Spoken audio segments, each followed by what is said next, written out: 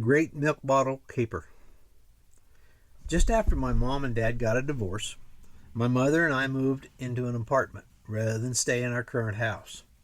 It was a great move as the neighborhood we previously lived in was a bit dicey.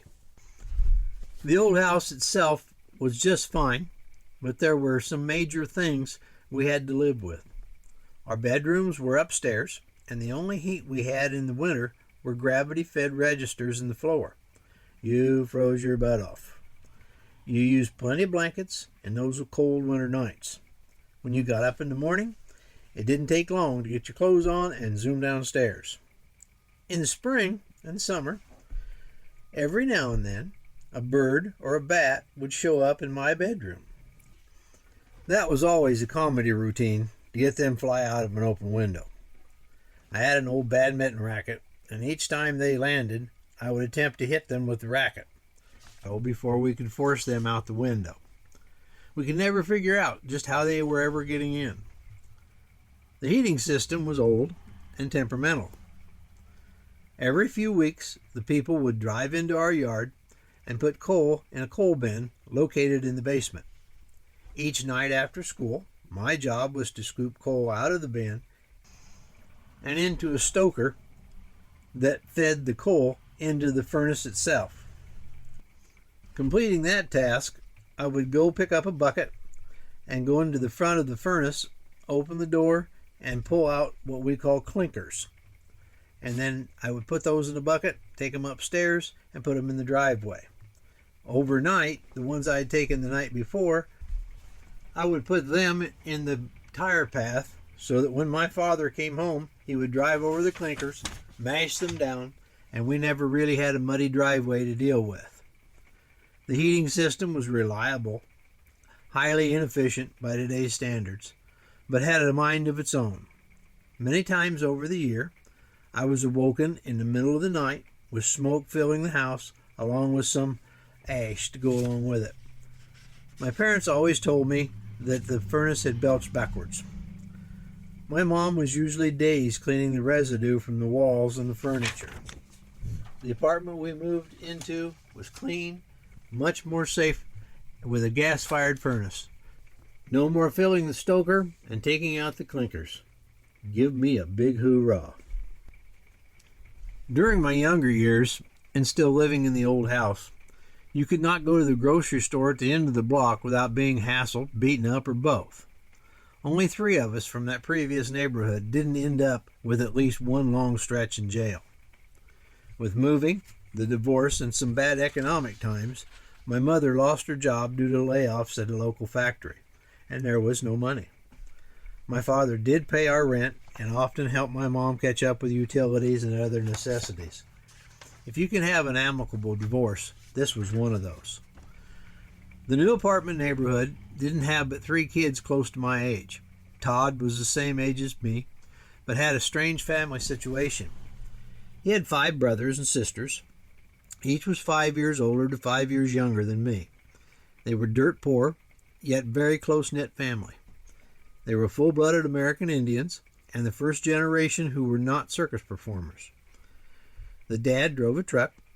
I was too young to question who he worked for or exactly what he did, but the dad was seldom there.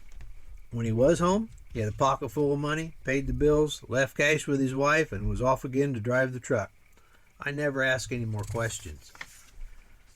Todd and I would sit in his dad's '58 Cadillac convertible, put the top down, listen to the radio, and tell each other how things were going to be when we were on our own. Because of my attachment to this car, I asked his dad if I could borrow it when I took my first driving test a few years from then. He told me that would be just fine. Passing a driver's test in a car long enough to be a school bus would be quite a feat. I ended up using it and passed the test. I don't know how. The kid directly across the street, Frank, was a year older and had a sister a couple years younger. His dad was the department manager at a local hardware store, and at that time was a good job. His mother was a homemaker, and they lived a good life. Frank had always wanted to be a cop since the first time we met.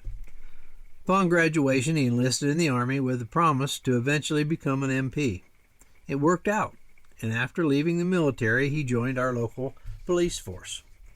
When we were about 13, though, this aspiring policeman came up with a plan for us to make money.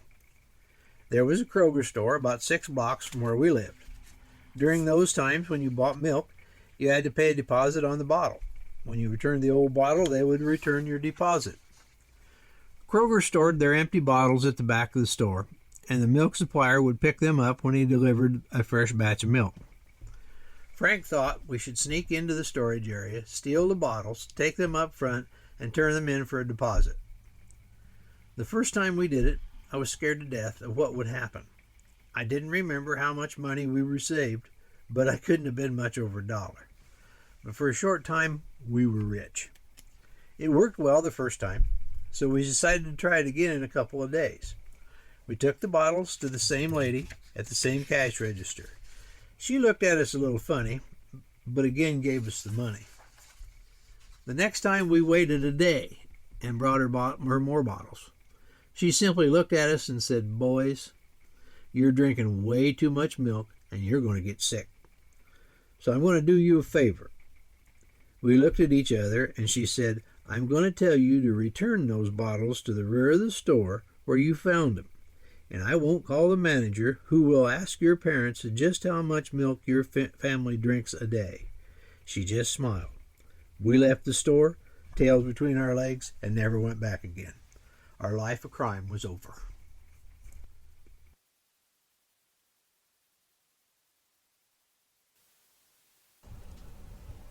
Busboy water at the Holiday Inn.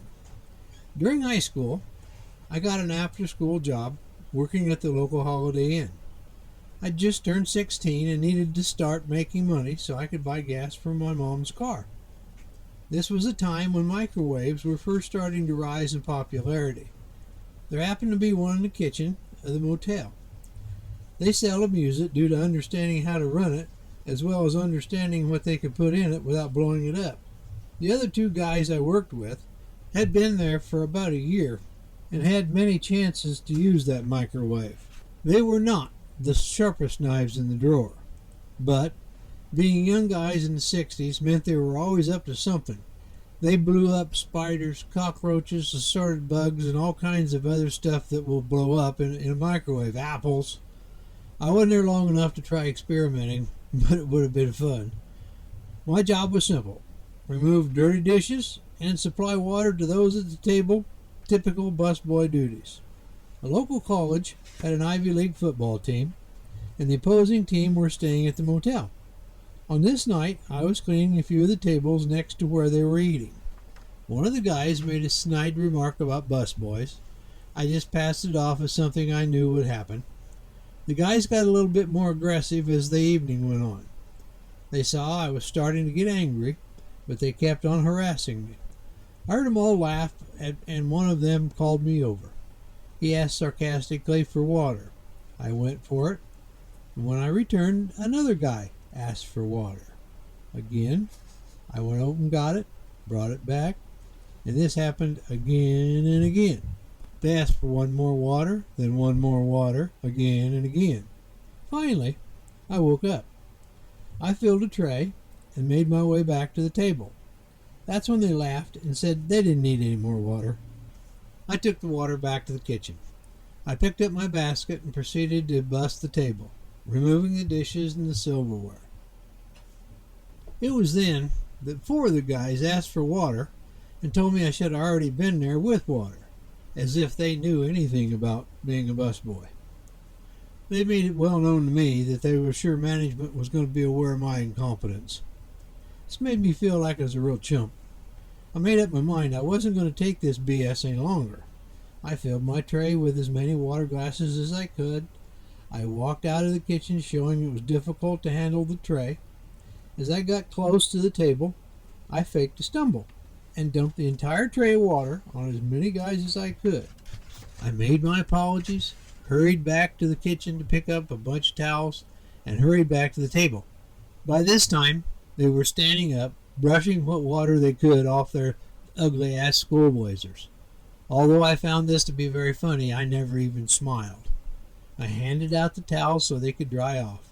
The next one who started this whole mess was standing there cussing and brushing.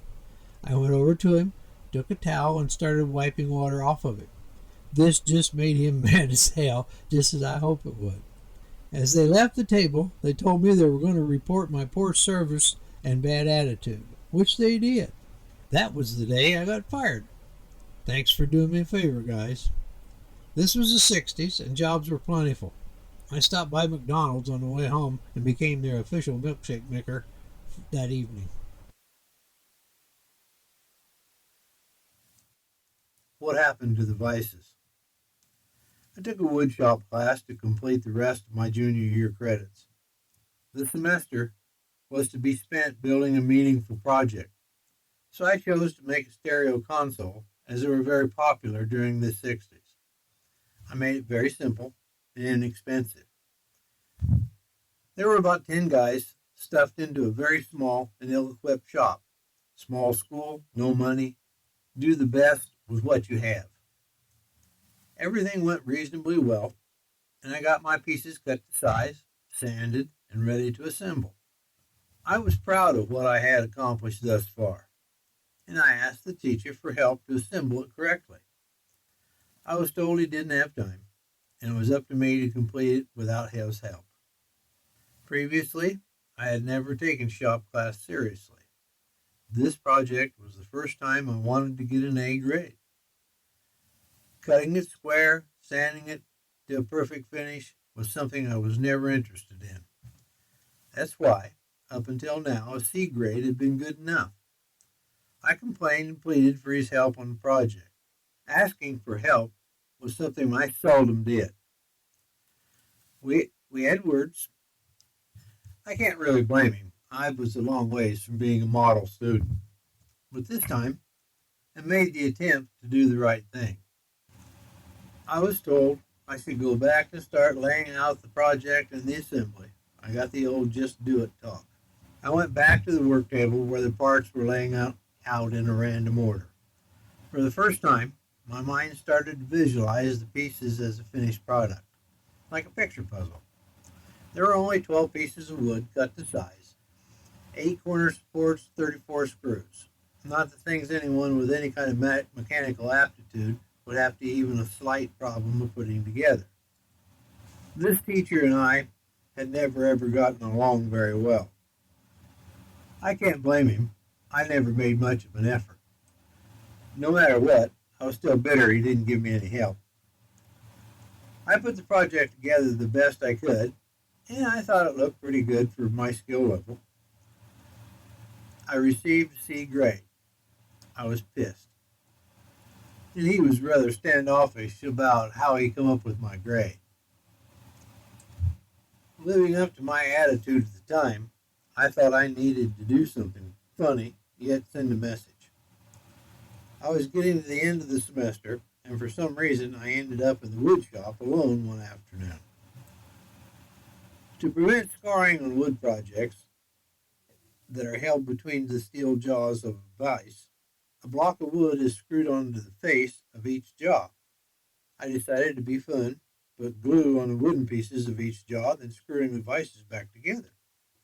With that, I found a large bottle of Elmer's glue, applied it to each of the wooden piece faces, and screwed the vices together. I then left the shop with no one seeing me enter or exit the shop. There weren't any more shop classes scheduled for that day, so the glue had plenty of time to dry and set up. The next morning, everyone come into class to work on their projects. What they found was the vices stuck together, and they couldn't get them apart so they could do their work. It took a majority of the day to get the jaws apart, cleaned up, and new wood attached to the jaws. The teacher was pissed, and the students were surprised but thought it was funny. Any number of names were mentioned, mine included. I always just answered, I wish I'd have thought of that. Just one more example of a misspent youth.